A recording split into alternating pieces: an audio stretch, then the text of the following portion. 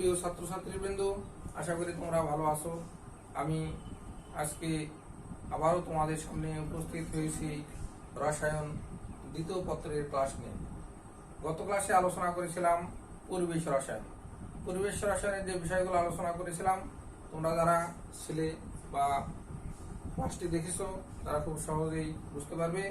গত ক্লাসে আলোচনার বিষয়বস্তুগুলো ছিল বায়ুমণ্ডলের স্তর, বায়ুর উপাদান, তারপর বায়ুমণ্ডলের গুরুত্ব।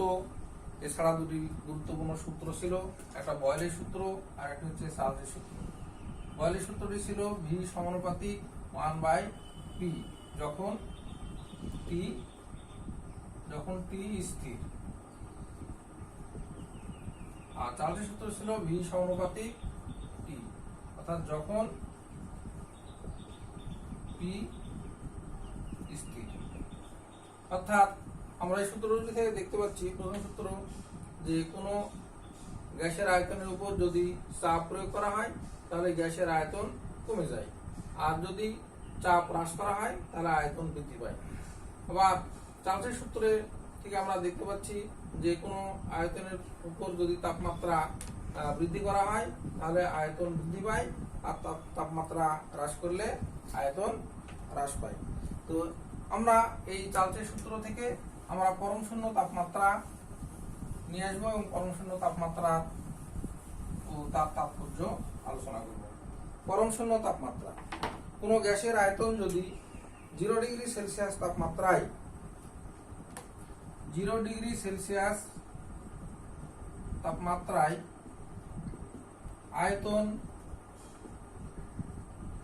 V0 হয় এবং 3 ডিগ্রি সেলসিয়াস তাপমাত্রায় আয়তন VT হয়, তাহলে আমরা চার্লসের সূত্র অনুসারে লিখতে পারি VT সমান V0 প্লাস V0 এর T/273। এটা আমরা চার্লসের সূত্র থেকে লিখতে পারি। এখানে যদি V0 কমন না হয় তাহলে 1 প্লাস T/273 লেখা যায়। এভাবে যদি আমরা কোনো গ্যাসের তাপমাত্রা 1 ডিগ্রি সেলসিয়াস তাপমাত্রায় বৃদ্ধি করি, অর্থাৎ 1 ডিগ্রি সেলসিয়াস তাপমাত্রায় সূত্রটি আমরা লিখতে পারবো V1 = V0 প্লাস V0 এর 1/273। এখানে যদি আমরা V0 কমন নিই তাহলে অনুরূপভাবে V0 × 1 প্লাস 1/273। এভাবে যদি আমরা গ্যাসের তাপমাত্রা বৃদ্ধি না করে পর্যায়ক্রমে হ্রাস করে থাকি তাহলে চার্লসের সূত্র অনুসারে আমরা লিখতে পারি, যেমন 1 ডিগ্রি সেলসিয়াস তাপমাত্রা হ্রাসে, অর্থাৎ -1 ডিগ্রি সেলসিয়াস তাপমাত্রায় আমরা সমীকরণটি লিখতে পারি V-1 = V0 plus V0, sorry এখানে যেহেতু হ্রাস সেহেতু প্লাস হবে না, মাইনাস হবে, তাহলে V0 এর 1/273। এখানে যদি আমরা V0 কমন নিই তাহলে 1 মাইনাস 1/273। এভাবে তাপমাত্রা হ্রাস করতে করতে যদি আমরা -273 ডিগ্রি সেলসিয়াস পর্যন্ত তাপমাত্রা হ্রাস করি তাহলে সমীকরণটিকে অনুরূপভাবে লেখা যায় যে -273 ডিগ্রি সেলসিয়াস তাপমাত্রায় V-273 সমান V0 মাইনাস V0 এর 273/273। এখানে যদি আমরা V0 কমন নিই তাহলে দেখা যায় 1 মাইনাস 273/273, অর্থাৎ তোমরা লক্ষ্য করো যে 273/273 যদি কেটে যায় তাহলে এখানে 1 থাকে, তাহলে 1 মাইনাস 1, তাহলে 1 মাইনাস 1 মানে 0, তাহলে ইনটু 0 সমান 0।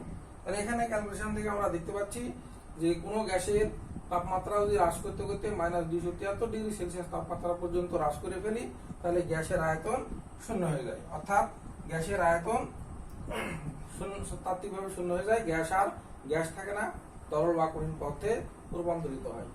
এই -273°C তাপমাত্রাকেই আমরা সাধারণত পরম শূন্য তাপমাত্রা বলে থাকি।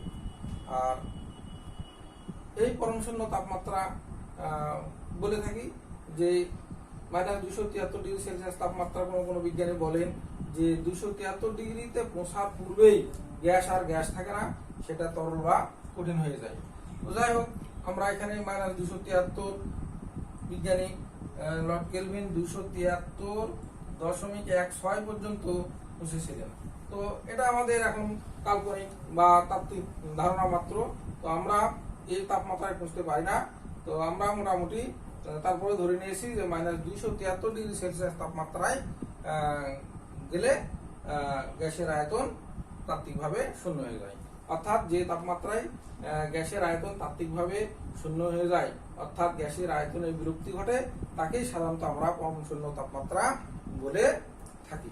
এটা হচ্ছে আমাদের চার্লসের সূত্রের থেকে পরম তাপমাত্রা পেয়ে থাকি। তাপমাত্রার পরম স্কেল বা কেলভিন স্কেল। তাপমাত্রার পরম স্কেল বা কেলভিন স্কেল কি? তো আমরা এখানে একটা তাপমাত্রা পেলাম যেটাকে পরম তাপমাত্রা বলছি, সেটা হচ্ছে -273°C তাপমাত্রা। তো হচ্ছে -273°C তাপমাত্রাকে শূন্য ধরে, -273°C তাপমাত্রাকে শূন্য ধরে যে স্কেল তৈরি করা হয় তাকে পরম তাপমাত্রা স্কেল বা কেলভিন স্কেল বলে। তাহলে আমরা বুঝতে পারছি যে তাপমাত্রা -273°C তাপমাত্রাকে শূন্য ধরে যে স্কেল আমরা তৈরি করেছি বা করা হয়, তাকে সাধারণত আমরা পরম তাপমাত্রার স্কেল বলে থাকি। বিজ্ঞানী লর্ড কেলভিন এই স্কেলটা সর্বপ্রথম আবিষ্কার করেন, তাই এটাকে আমরা কেলভিন স্কেলও বলে থাকি। তো পূর্বে এটাকে ডিগ্রি অ্যাবসলিউট বা ডিগ্রি কেলভিন দ্বারা প্রকাশ করা হতো। বর্তমানে শুধুমাত্র কেলভিন অর্থাৎ কে দ্বারা প্রকাশ করা হয়। এটাই হচ্ছে আমাদের পরম তাপমাত্রা স্কেল বা কেলভিন স্কেল। এবার সেলসিয়াস স্কেল ও পরম তাপমাত্রা স্কেলের মধ্যে সম্পর্ক। আমরা পরম তাপমাত্রা স্কেল এবং কেলভিন স্কেলের মধ্যে সম্পর্ক যদি লক্ষ্য করি, তাহলে পাশে দুটি স্কেল আমি চিত্রে দেখাচ্ছি, সেদিকে তোমরা একটু লক্ষ্য করো। এটা একটা স্কেল, এটা একটা স্কেল। এটা হলো 0K, এটা কেলভিন স্কেল। আর এটা হচ্ছে ডিগ্রি সেলসিয়াস, এটা হচ্ছে -273°C। তো আমরা বলেছি যে -273°C কে শূন্য কে ধরে যে স্কেল তৈরি করা হয় সেটা হচ্ছে কেলভিন। তাহলে এখানে -273° যেখানে সেলসিয়াস, সেখানে কেলভিন স্কেলের 0 কেলভিন। অনুভাবে এখানে যেখানে 273 কেলভিন, সেখানে ডিগ্রি সেলসিয়াসের 0°C। এভাবে আমরা যদি আরো 100°C তাপমাত্রা পরিমাপ করি, বা যেমন ধরো পানির স্ফুটনাঙ্ক 100°C, সেই ক্ষেত্রে এখানে কেলভিন স্কেলে হয়ে যাবে 373কে, আর ডিগ্রি সেলসিয়াসে হয়ে যাবে 100°C। তাহলে আমরা দেখতে পাচ্ছি এখান থেকে যে পার্থক্য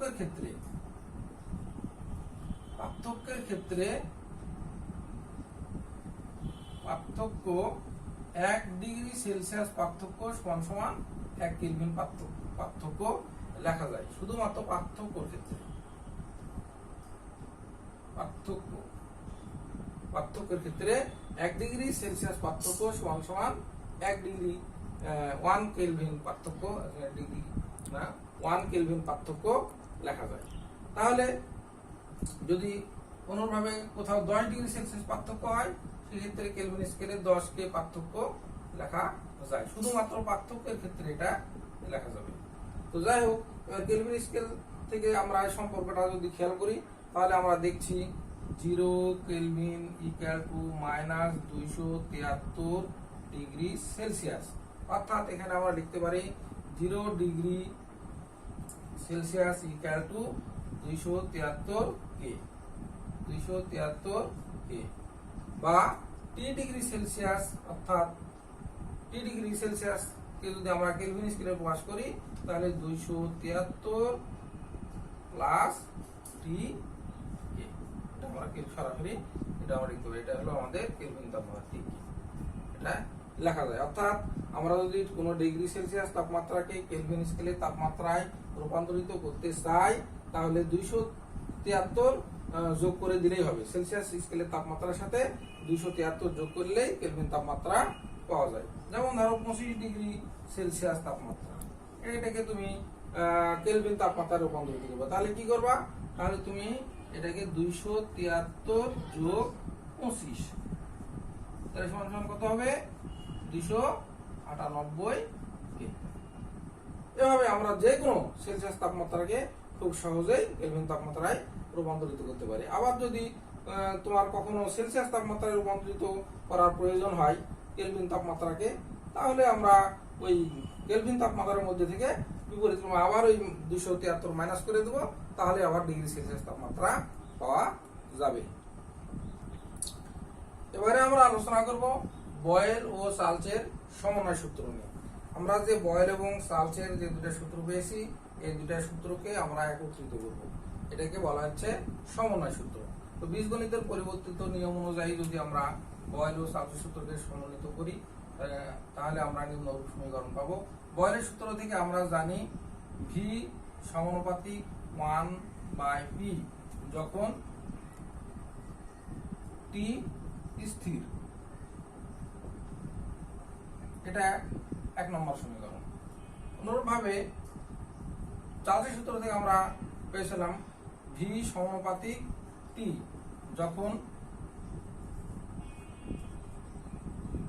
যখন পি স্থির।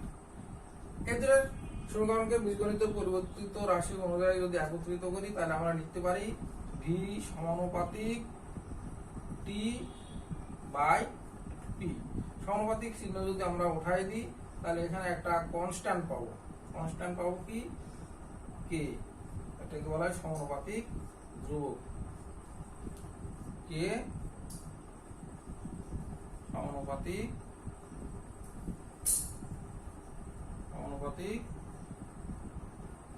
ধ্রুবক। এখানে পি ও টি ও পি উভয় পরিবর্তনশীল,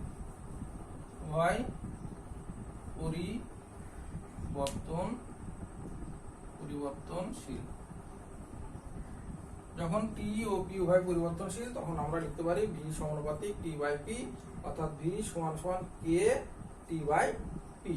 তাহলে আমরা এখন দেখি এটাকে আরেকটু ক্যালকুলেশন করে, এটাকে আমরা লিখতে পারি P V equal to K T, P V সমান সমান কে টি, বা লিখতে পারি P V by T equal to K. এটা লেখা যায়। এখন বলা হচ্ছে যে পি কে পরিবর্তিত করে যদি পি কে পরিবর্তিত করে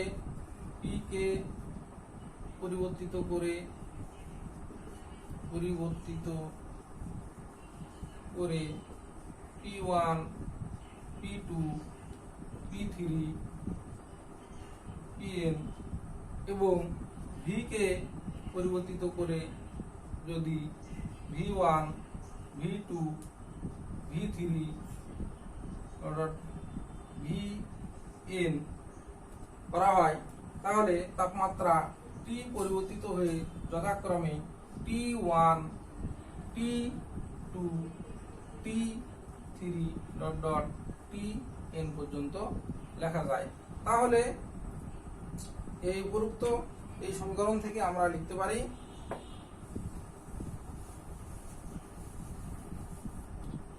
উপরোক্ত এই সমীকরণটিকে আমরা লিখতে পারি P1 V1 by T1 equal to P2 V2 by T2 equal to P3 V3 by T3 equal to Pn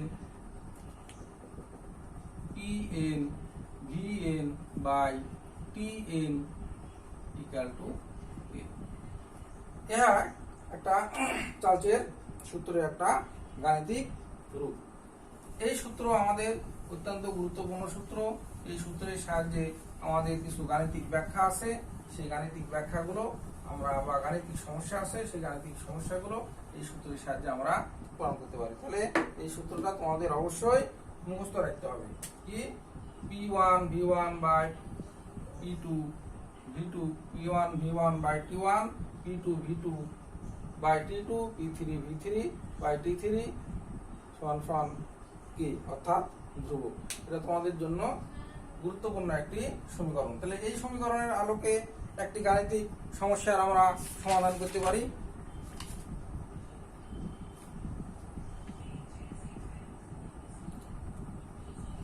তাহলে আমরা একটা গাণিতিক সমস্যা লক্ষ্য করি যে 17 ডিগ্রি সেলসিয়াস তাপমাত্রায় 750 মিলিমিটার মার্কারি চাপে কোনো গ্যাসের আয়তন 1000 মিলিলিটার হয়।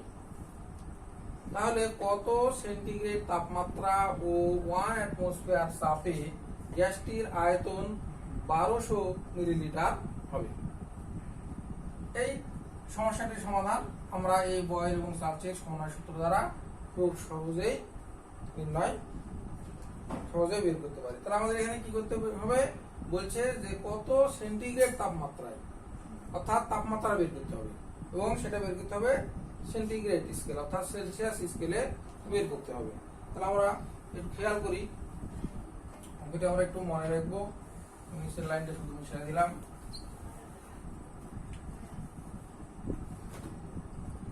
এখানে দেখো সাইড নোট দি প্রথম অবস্থায় কি কি দেওয়া আছে সেগুলো আমরা লিখে নেব। প্রথম অবস্থায় কি দেওয়া আছে, তাপমাত্রা দেওয়া আছে T1 17 ডিগ্রি সেলসিয়াস। আমরা হচ্ছে ডিগ্রি সেলসিয়াস তাপমাত্রাকে কেলভিন করতে হবে। তাহলে কেলভিন করলে কি করব, খুব সহজেই 273 যোগ 17 যোগ করে দেব।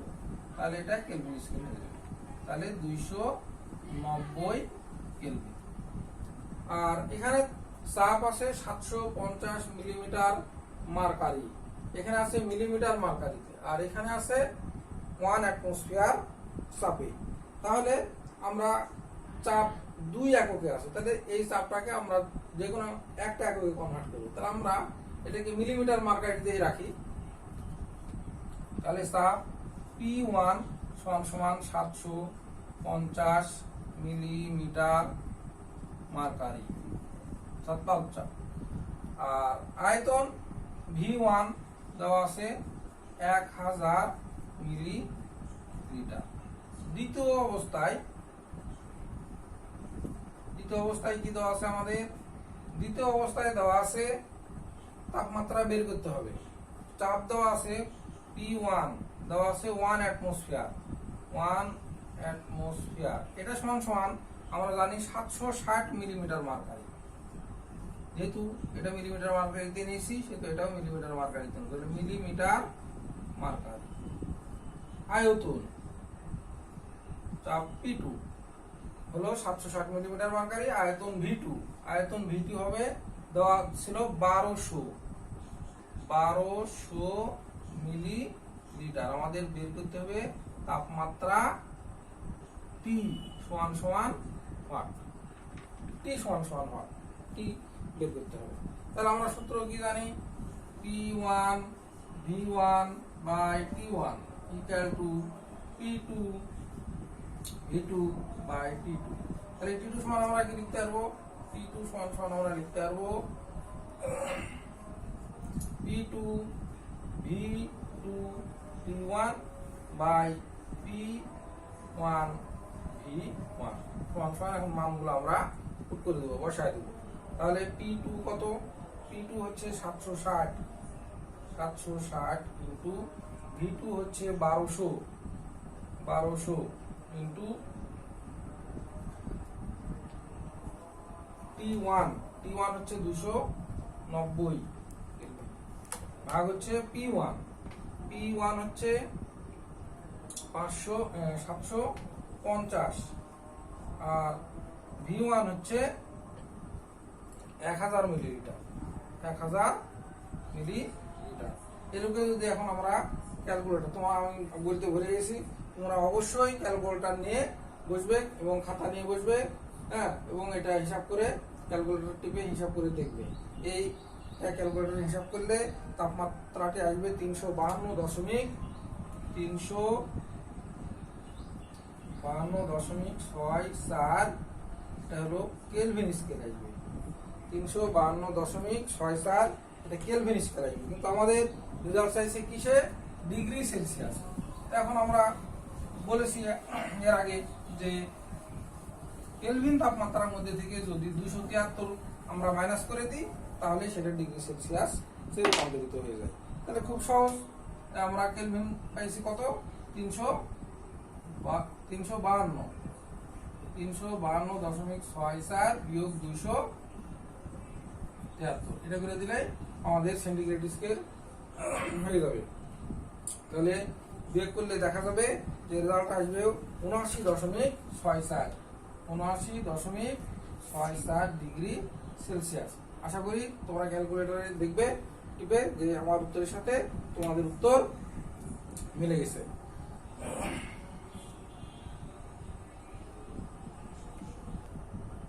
এবারে তোমাদের সামনে আমি নিয়ে আসছি অ্যাভোগাড্রোর সূত্র।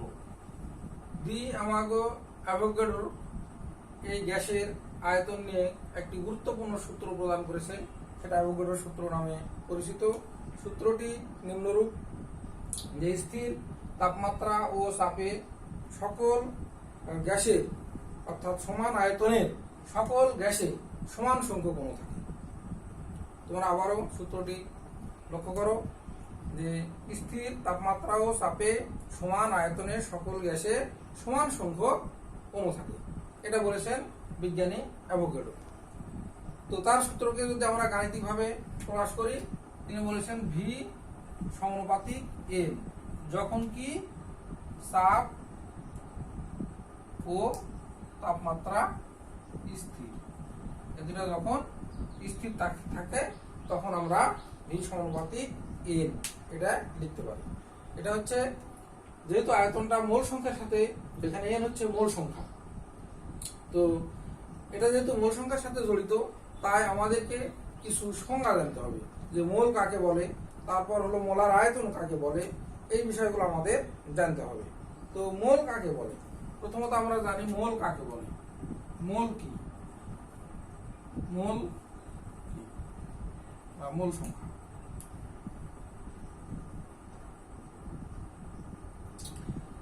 বলা হচ্ছে যে কোনো গ্যাসীয় পদার্থের বা যৌগিক পদার্থের, কোনো মৌলিক বা যৌগিক পদার্থের গ্রামে প্রকাশিত আণবিক ভরকে সাধারণত আমরা মোল বলে থাকি।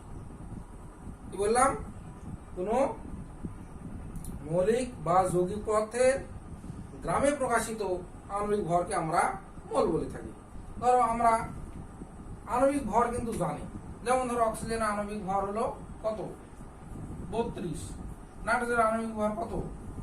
আমরা জানি 28, তাই না?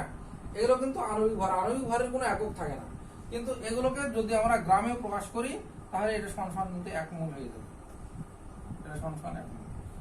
এই নাইট্রোজেনের এই 28 কে যদি আমরা গ্রামে প্রকাশ করি তাহলে আমরা এটা সমান 1 মোল লিখতে পারবো। অনুরূপভাবে এটা মৌলিক পদার্থ, কোন যৌগিক পদার্থ যদি কার্বন ডাই অক্সাইড, এর আণবিক ভর কত? 44। এই 44 কে যদি আমরা গ্রামে প্রকাশ করি তাহলে এটা সমান কিন্তু 1 মোল হয়ে যাবে। তাহলে দেখো বিভিন্ন পদার্থের বিভিন্ন আণবিক ভরকে যদি আমরা গ্রামে প্রকাশ করি সেগুলো কিন্তু মোল হয়ে যায়।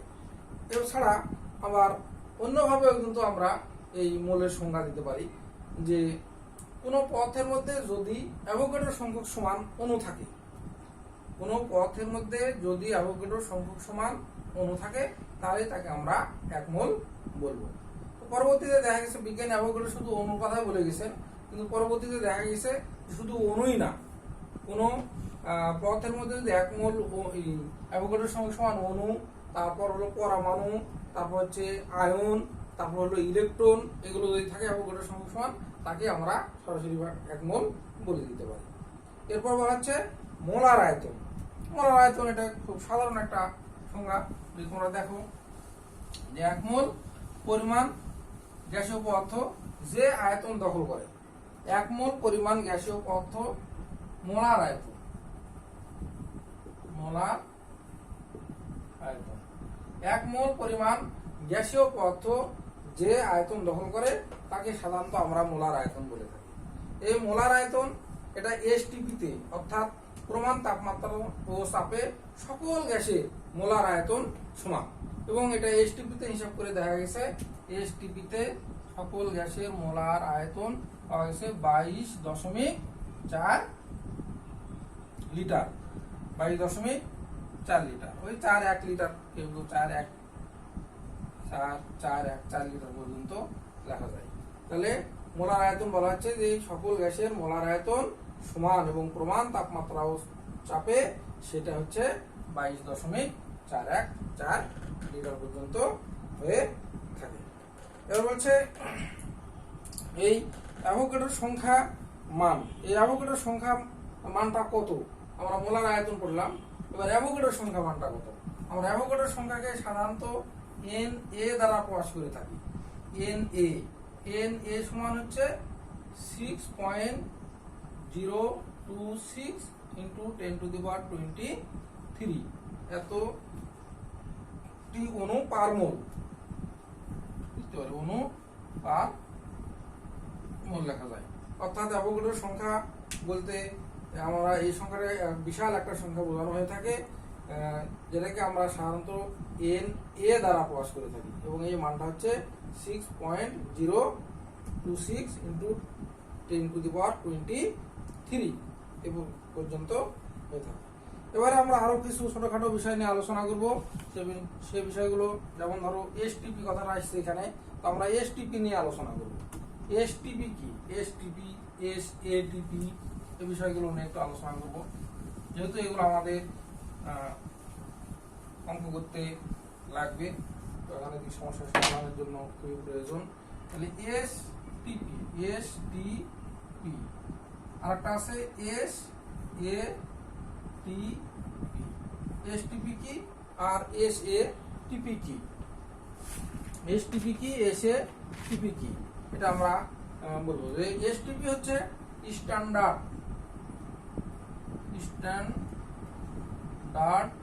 Temperature,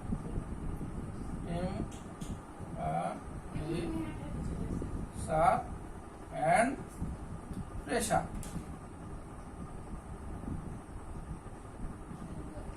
standard temperature and pressure, এটাকে সংক্ষেপে বলা হয় এসটিপি। তো এসটিপিতে আমরা বললাম যে কোনো গ্যাসের আয়তন কত বললাম? 22.414 অথবা 22.4, তোমরা লিখতে পারো, সমস্যা নাই, 22.4 লিটার। আর এসটিপি এটা টেম্পারেচারটা কত? এটা গ্যাসের আয়তন ধরলাম, কিন্তু টেম্পারেচার এসটিপিতে টেম্পারেচারটা কত? এসটিপিতে টেম্পারেচার এটা ধরে নেওয়া হয় 0 ডিগ্রি সেলসিয়াস তাপমাত্রা এবং 1 অ্যাটমসফিয়ার চাপ। 1 অ্যাটমসফিয়ার চাপ এসটিপিতে তাপমাত্রা হচ্ছে 0 ডিগ্রি সেলসিয়াস এবং চাপ হচ্ছে 1 অ্যাটমসফিয়ার। এবারে এসএটিপি হচ্ছে স্ট্যান্ডার্ড অ্যাম্বিয়েন্ট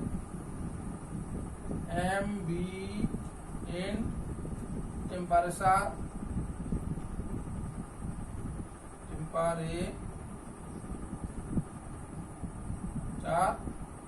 and pressure।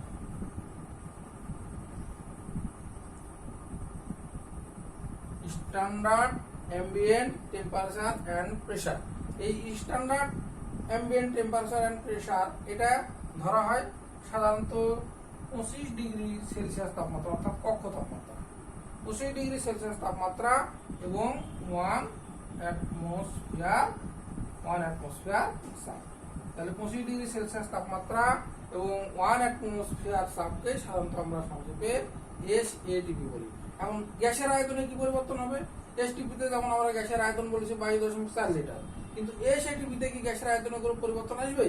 অবশ্যই এসএটিপিতে গ্যাসের আয়তনে পরিবর্তন আসবে এবং এই আয়তন গ্যাসের আয়তন ধরা হয় 24.8 এসএটিপিতে গ্যাসের আয়তন ধরা হয় 24.8 লিটার। এবারে গ্যাসের আয়তন, চাপ ও তাপমাত্রা একক। আমরা গ্যাসের আয়তন, চাপ এবং তাপমাত্রা একক সম্পর্কে জানব, বিভিন্ন একক এবং এই এককগুলোর মধ্যে সম্পর্কও জানব।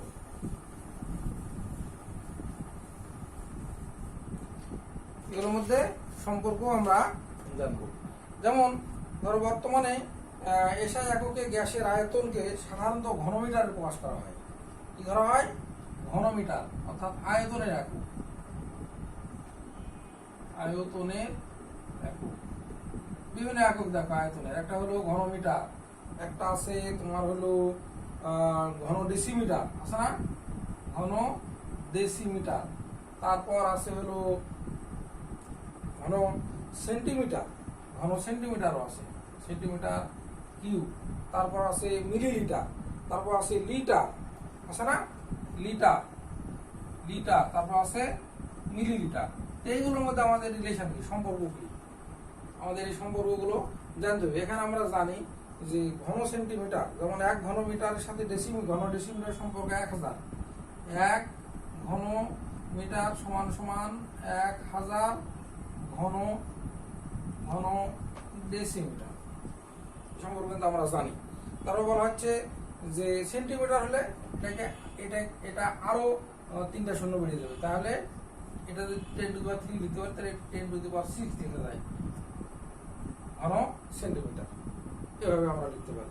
আবার বলা হচ্ছে যে 1 ঘন ডেসিমিটার, 1 ঘন ডেসিমিটার, 1 ঘন ডেসিমিটার সমান 1000 ঘন সেন্টিমিটার। কি লেখা যায়? 1000 ঘন সেন্টিমিটার। আমরা 1000 ঘন সেন্টিমিটার সমান জানি 1000 মিলিলিটার। আবার 1000 মিলিলিটার সমান আমরা জানি কি 1 লিটার। তাহলে এই সম্পর্কগুলো আমাদের একটু খেয়াল রাখতে হবে। তাহলে এগুলো হচ্ছে আয়তনের একক, ঘনমিটার, ঘন ডেসিমিটার, ঘন সেন্টিমিটার, তারপর হলো মিলিলিটার, লিটার। রিলেশনগুলো আমাদের একটু মনে রাখতে হবে। এবারে চাপের একক, আমরা একটু চাপের একক নিয়ে আলোচনা করবো। চাপের এককগুলো দেখি। চাপেরও বিভিন্ন একক আছে। তো এসআই এককে চাপের একক হচ্ছে নিউটন পার বর্গমিটার অথবা প্যাসকেল। নিউটন পার বর্গমিটার অথবা প্যাসকেল। তো 1 প্যাসকেল চাপের একক। 1 প্যাসকেল সমান 1 নিউটন পার বর্গমিটার। এটা হচ্ছে চাপের একক। এই এছাড়া চাপের অন্যান্য একক আছে, যেমন আমরা এর আগে একটু দেখলাম অ্যাটমসফিয়ার, 1 অ্যাটমসফিয়ার। এটা সমান সমান মিলিমিটার মার্কারি আছে। এটা মিলিমিটার মার্কারির সাথে 760 মিলিমিটার মার্কারি বা পারদ চাপ, পারদ স্কেলে। এটা 760 মিলিমিটার মার্কারি। এটা সেন্টিমিটারও করা যায়। এটা সেন্টিমিটার হলে শুধু হবে 76 সেন্টিমিটার, 76 সেন্টিমিটার পারদ চাপ মার্কারি। এবার হচ্ছে আমাদের এছাড়া বার, টর ইত্যাদি আমাদের একক আছে। আরেকটা আছে, সেটা লিখলাম নিউটন পার বর্গমিটার। প্যাসকেল, কিলো প্যাসকেল আছে। কিলো প্যাসকেলে এটাকে লেখা যায় 1 অ্যাটমসফিয়ার সমান সমান লেখা যায় 101.325 কিলো প্যাসকেল। আর এটাকে যদি আমরা প্যাসকেল করি তাহলে আমরা লিখতে পারি 101.325 ইন্টু 10⁻³ প্যাসকেল। এই বলতে লেখা যায়। তাহলে আমরা অ্যাটমসফিয়ারের সাথে মিলিমিটার মার্কারি, সেন্টিমিটার মার্কারি, আবার অ্যাটমসফিয়ারের সাথে কিলো প্যাসকেল এবং প্যাসকেলের সম্পর্কগুলো আমরা জানলাম। এরপর আর একটা আছে তোমাদের, সেইটা হচ্ছে তাপমাত্রার একক। তো তোমরা জানো তাপমাত্রার বর্তমান একক কেলভিন, এসআই একক যেটা কেলভিন, আর হচ্ছে ডিগ্রি সেলসিয়াস। আরো আছে ফারেনহাইট, রোমার, তো সেগুলো ব্যবহার কম। তো আমরা রসায়ন বিজ্ঞানে বিশেষ করে কেলভিন স্কেল আর একটা হলো সেলসিয়াস, ডিগ্রি সেলসিয়াস, এই দুটো স্কেল আমরা খুব বেশি আলোচনা করে থাকি। এবং তোমরা এই দুটোর মধ্যে সম্পর্ক এর একটু আগে জেনেছো যে ডিগ্রি সেলসিয়াস তাপমাত্রাকে আমরা যদি কেলভিনে রূপান্তরিত করি তাহলে 273 এর সাথে কেলভিন তাপমাত্রা, সেলসিয়াস তাপমাত্রা যোগ করে দেবো, তাহলে এটা কেলভিন স্কেলে পরিণত হয়ে যাবে। তো ঠিক আছে, আগামী ক্লাসে তোমাদের সাথে আবারও আমার দেখা হবে। তোমরা সুস্থ থাকো, ভালো থাকো, এই জানে তোমাদের ক্লাস আজকের মতো এখানে শেষ করছি।